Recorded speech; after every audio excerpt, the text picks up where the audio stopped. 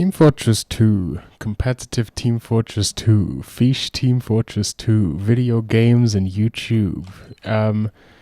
So SolarLite is about to drop a video about competitive TF2, and in that video, he's almost certainly going to argue about the viability of Demoknight in sixes. And I wanted to just beat him to the punch, because honestly, I've spent way too much time thinking about the sixes meta for someone who literally has played sixes once in his life. I don't play sixes, but I watch a lot of sixes. I watch a lot of streams, I watch a lot of YouTube videos. I think sixes is an incredible spectator sport, specifically when you're watching one person's perspective. I don't understand how anyone can enjoy watching like the official broadcast of a sixes match where the camera is constantly switching perspectives and also just constantly missing the most important action just all the time. But that's enough about my gripes. Let's talk about the sixes meta. People who don't know much about sixes, they tend to think that sixes players literally only play 2 scouts, 2 soldiers, 1 demo, 1 medic. But that's not true. You just have to watch any game ever of sixes to know that that's not true. You will almost always see off classes on every single game of sixes. Even if it's just an engineer to protect lust or a heavy to protect lust, that's the sort of thing you're pretty much likely to see in most sixes games. You'll also see some other classes be used for certain niches. For example, sniper is pretty useful, and we'll talk more about sniper later. Sniper is maybe the most common off class. I'm not sure if that's statistically true, but it seems to be pretty common. And you even see Pyro and Spy from time to time. Pretty much every TF2 class has their place in sixes, even if, like Pyro, it's very niche. The other thing that people do when they first find out about sixes is they immediately start theory crafting. And this is cool. Like, who doesn't like theory crafting? It's cool that you're immediately invested in the idea of the meta. But what they don't think about is the fact that sixes has been around for almost as long as TF2 has.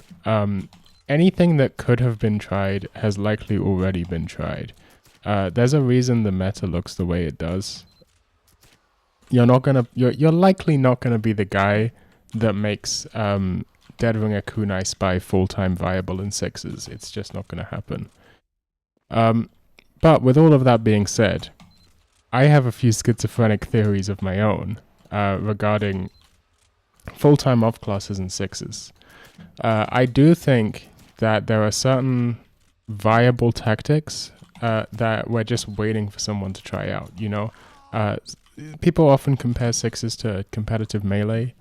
In the same way that there's been a, Yoshi renaissance with AMSA, and there's been a Donkey Kong renaissance in Melee, even though nothing about the game has changed. There was stuff that was always there, just waiting for people to figure it out.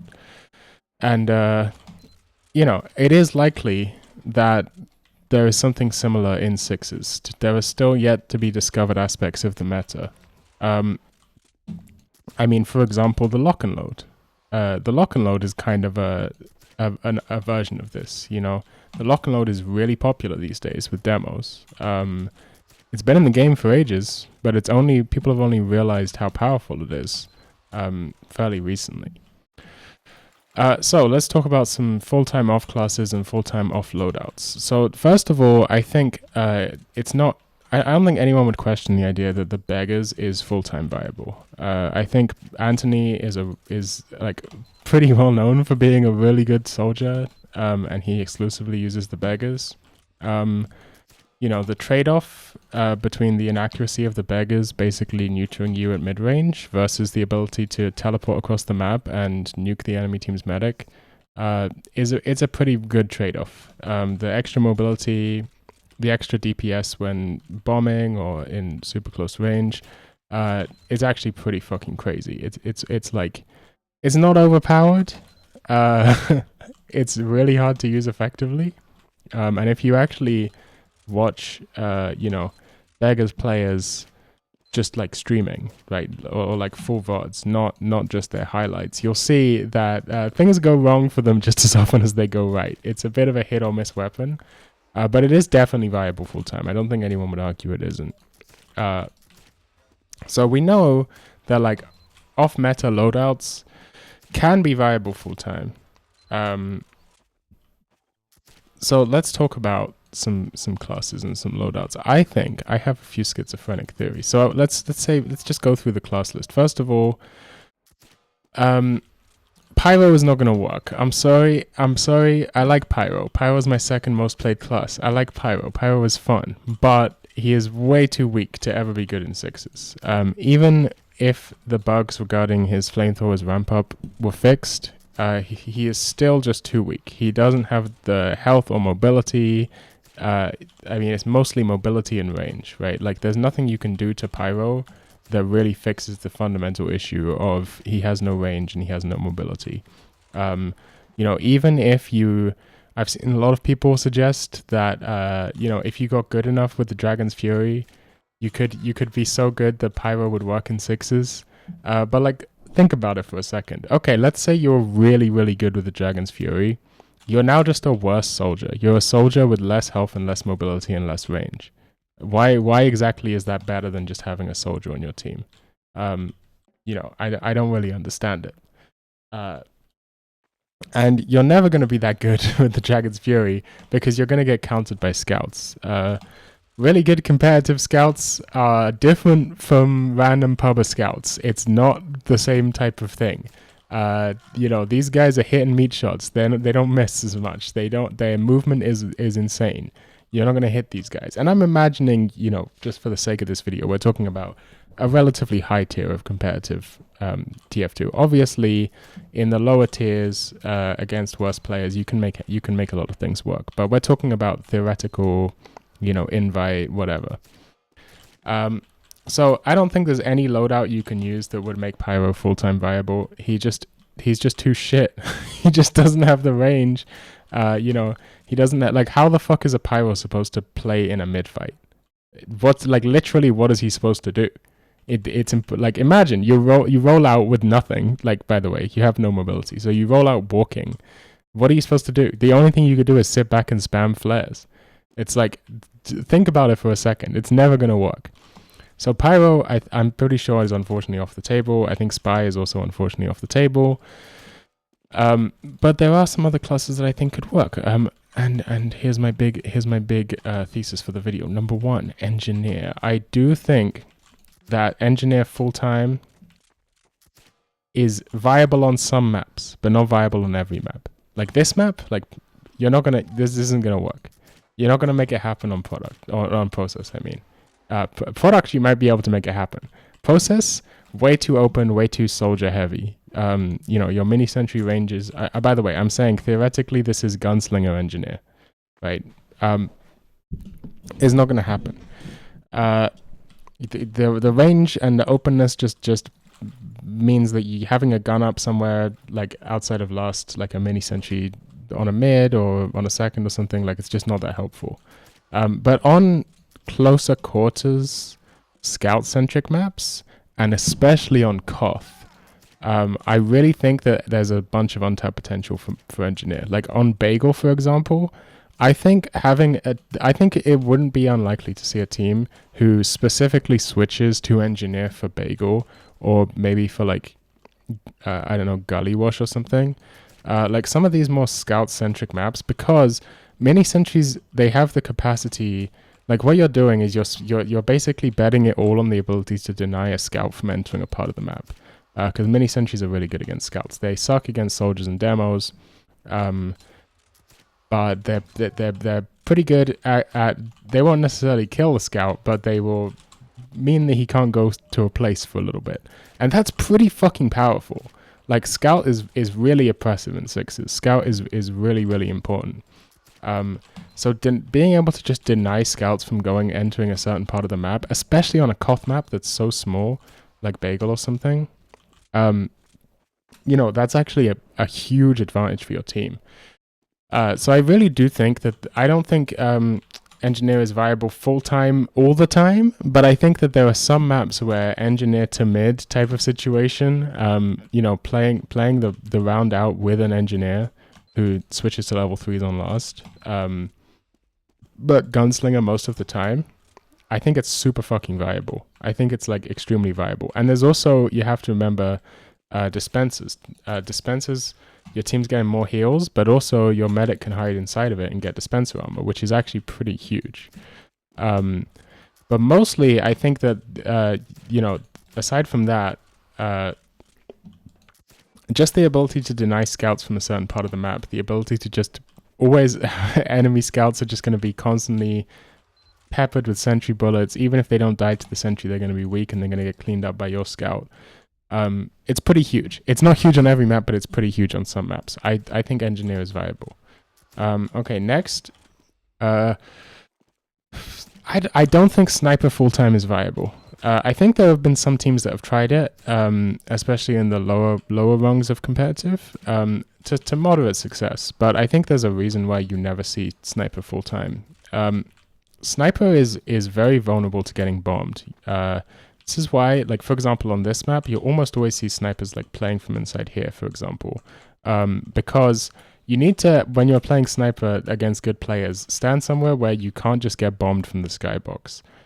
So like here, you're protected by the roof assault, and you can always walk back from the shutter. So like, you're not just going to get demolished by a high bombing engineer. High bombing soldier. Sniper is way too vulnerable to getting bombed and getting rushed by scouts, but mostly getting bombed. So like, for example, and then the second thing to note is that most competitive maps are designed around sniper. So like, this would be a really strong sightline if you could see onto the point. It's still a pretty good sightline, especially if you stand back here, actually. This is still a pretty good sightline, don't get me wrong. And you do see snipers on this map. But like full-time, no. It's too easy to avoid the sightline, and it's too easy to bomb the sniper. Sniper doesn't have the health or mobility to avoid getting bombed.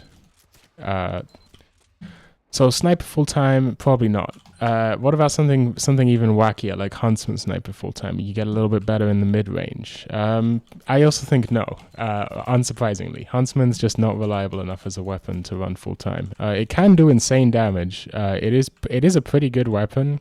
It's just too hard to use reliably. And it still suffers from the same issues where sniper just doesn't have the mobility to keep up with his team during like a big push or falling back or whatever. He doesn't have the mobility, and he doesn't have the health, to make up for bad mobility. I just don't think it's going to happen. So sniper full-time, not really viable, not really going to work. However, Demoknight full-time. Let's talk about it. Let's talk about Demoknight full-time. Let's beat Solar Light to the punch. I am a demo main, stock demo. Demo is really overpowered. I'm going to make the argument that if Demoknight was on a different class, like let's hypothetically imagine that Demoknight, like Scout can equip Demoknight and become Demoknight. Exactly. It'll be worth it. If Soldier could equip Demoknight and become, it would be worth it. The only reason it's, in my opinion, maybe not worth it is because Demo is so powerful. In particular, stickies are so powerful. They're the best weapon in the game. But think about Demoknight for a second. I'm going to make the argument that Demoknight is the best pick class in TF2. And you might not agree with me at first because you've only seen random ass Demoknight pubbers who charge at you in a straight line. And you're probably thinking Demoknight's a meme, right? Like, why, Demoknight sucks. Why, the best pick class in the game, like, maybe he's slightly better than Spy, but, like, better than Sniper? Are you serious? You only think this because you've never played with or against a really good Demoknight. And I've played with Solar Light before, on Uncletopia a couple times, and that guy is really good at the game. But I've also played with a bunch of other really good Demoknights. And let me tell you, it's like Scout. it's a different experience. Someone who knows how to properly charge turn, who has all of the janky FPS dependent stuff figured out, and can just teleport across the map and instantly crit swing you, is very, very different from a random pubber Demoknight who just charges at you in a straight line. Demoknight is arguably better than Sniper as a pick class because he can also kill you in one hit. But unlike Sniper, sightlines don't mean shit to him. You can't just hide behind a rock and expect the Demoknight not to charge turn around the rock and kill you. With Sniper, you know, if there's a sniper standing over here, all I have to do is this, and now I'm completely 100% safe and don't have to worry about this at all. Once you know where the sniper is, it's extremely easy to avoid him. If that's a Demoknight instead, you know, that Demoknight can go basically anywhere. Like you're never safe. You're not safe by avoiding sightlines. They're not limited by sightlines and map design to the same extent. So, you know, that instantly gives Demoknight a bit of an advantage over Sniper. And then secondly, the reason why you can't run Sniper full time is that he doesn't have the health or mobility or mid-range damage or close-range damage to deal with bombing soldiers. Now, Demoknight is not exactly like having fun being bombed by soldiers, but he's definitely coming away a lot better than Sniper. He has the shield resistances, which give him a pretty high effective health. First of all, and he has a lot of tankiness, especially when you consider half Zatoichi overheals, which is going to be pretty common. And then thirdly, he has extremely high mobility. You know, he can just charge away if he sees you coming. Basically, it's going to be pretty easy for a Demoknight to damage stuff off of your first rocket, and even if you hit him with a second rocket, he's gonna live. And then once he lives, he doesn't have to be anywhere near you anymore. And if you stay there in close range to him, you know, you're likely gonna die because he's got a pretty good close range melee ability. That's kind of the point of Demoknight.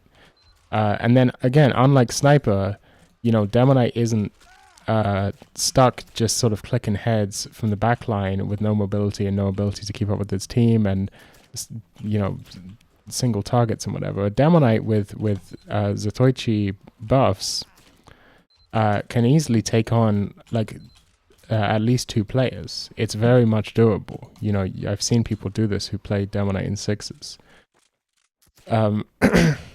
Especially, you know, there's a lot of maps where Demoknight is viable. I'm going to say, again, similar to Engineer, but the opposite. You know, Demoknight is going to suffer on the more scout-centric maps. Like, you know, but Demoknight's pretty good on Koth.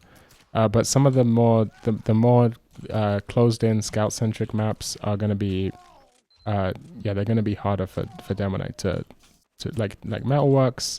I don't know if a Demoknight's going to be able to do much on Metalworks. And definitely a stock demo is going to be better because that's really the fundamental issue. Demoknight might be the best pick class in TF2, but is he better than stock demo? I think objectively, no. Objectively speaking, a stock demo theoretically can always output more damage than Demoknight, can always, you know, traps are so important. Traps are so important in 6s. You know, just think for 1 second about Uber. Like, not having a demo in your Uber is crazy. Like, that's a crazy self-nerf. You know, demo is like the best Uber target. You know, having a demo in your Uber is just like very, very powerful. I don't know what else to say. It's just not having that option is kind of ludicrous. It's kind of crazy. It's kind of wacky. It's kind of insane. You know, stickies are really good. Pipes are really good. Not having those options really fucking neuters you. And so the only way that Demoknight could theoretically be viable is if the trade-off works because he's killing the enemy demo that often. And luckily for Demoknight, Demoknight has a really good matchup against stock demo. You know, stock demo is weakest in close range. He's going to do a bunch of self-damage. Demoknight can easily, like, charge turn over traps. Demoknight has a pretty decent matchup against stock demo. I would say he has a pretty good, like, it's one of his better matchups. But is that enough? Is that enough when he has a pretty bad matchup against Scout? And again, Scout is really, really important in sixes. If you can't protect yourself from Scouts, you know, but stock demo also has a pretty bad matchup against Scouts. But stock demo is going to be sitting with the combo the entire game, being protected by your pocket scout and pocket soldier. A Demoknight has to necessarily get close to the enemy team in order to be effective, play more like a roamer, or, you know, sort of get out play style. And so can't be just protected by a pocket scout the entire game. And that's going to be really difficult for that Demoknight. So, like, I've gone back and forth on this a number of times. Personally, I think someone could make it work, but I don't think that it's definitely not optimal. There's no question that it's not optimal, right? I don't think anyone's debating that. Obviously, stock demo is optimal, but is it, like, non-viable? Those are two different things, you know? Like, if all anyone cared about was what's optimal, then we'd be in 20xx and everyone in Melee would be playing Fox and it would suck, right? Like, especially in a game like TF2, which doesn't have, like, prize pools or sponsors or anything anyone gives a shit about, like, there is a high capacity for someone to do something just because it's fucking sick. Like, I don't think the Beggars is optimal, but everyone loves Anthony. He's fucking sick, right? Everyone loves, like, Beggars mains, you know? The Beggars is fucking sick. Everyone agrees the Beggars is sick. I don't know. I'm going back and forth. I'm stuck.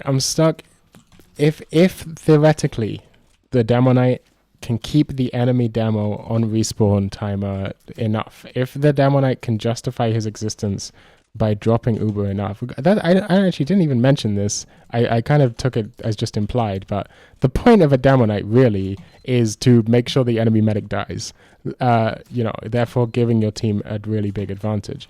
But, like, in an equal Uber situation where the Demoknight can't drop the medic and then you both have Uber at the same time, you're going to lose that fight. You're going to lose that fight because, like, not having a demo in your Uber is fucked. Not having stickies in your Uber is fucked. So it's pretty tough. It's a gambit. What it is it's a gambit. You're betting that your Demoknight is good enough to drop the enemy medic enough that your consistent Uber ad is going to give you the advantage in the match. If that doesn't happen, you're fucked. It's a gambit play. Is it viable? I think only time will tell. I do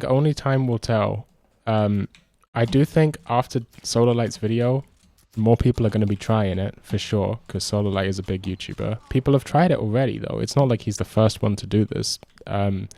You know, even Odin isn't the only Demoknight in like sixes. There's quite a few Demoknights in the lower tiers of sixes. Hell, there are, like, low tier sixes teams that have full-time spies. But that aside, you know, I do think there's a place. Basically, what I'm saying is I do think there's a place for Demoknight. I don't think, you know, Engineer, I think, is consistently good on some maps. Maybe consistently good enough to be a full-time off-class. Demoknight, I don't know. The consistency is going to be difficult. It depends on the skill of the other team. It depends on how much your teammates are enabling you to make plays. It depends on how good you are on a Demoknight. It depends on the map. It depends on a lot of other things. How well can the enemy team adapt to having to fight against a good Demoknight? It's tricky. It's a tricky gambit to calculate. And I'm just going to leave it at that. Are there any other full-time off classes that are viable? No. Frankly, I don't think so. Any other full-time off loadouts that are viable? Frankly, I don't think so. Heavy, I guess, is the only one I haven't really talked about. Heavy's too damn slow. There's no question about it. This has already been figured out. You're never going to have a full-time heavy. But I do think that the switching to heavy is underutilized. I think, for example, switching to heavy for, like, it's not uncommon to see a heavy in a last hold. That's not uncommon at all. But a heavy in a last push is pretty uncommon, but it's not bad. I've seen it happen. It's not like unheard of. It's just not common. It can actually work pretty well. Putus in a last push. The Putus push, as I like to call it. I wouldn't say you should do it every time, but as a mix-up, like, it's not a bad idea. It's not a bad idea. It can go pretty well. The big problem with heavy, aside from his low mobility, is that he really just keeps your medic occupied entirely with him. Like, he has so much health and he tanks so much damage that your medic is just going to be stuck arrow tanking him and beaming him the entire time. And your medic doesn't have time to turn away and heal the rest of his team. So you kind of get abandoned. The medic is kind of forced to just sit there dealing with the heavy the entire time, which kind of neuters the other players on your team. So yeah, I don't know. I mean, there's no question heavy is not full-time viable. Is heavy like slightly more flexible than is currently accepted? Maybe you could see him on certain lasts, but on certain last pushes on certain maps. But like, it's I wouldn't, even that is like kind of pushing it, to be honest. It's more of a mix up than it is like actually good advice.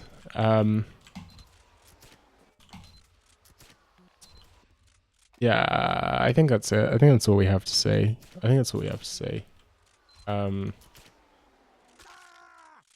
Yeah. Sorry for my terrible jumping, by the way. I never claimed to be good.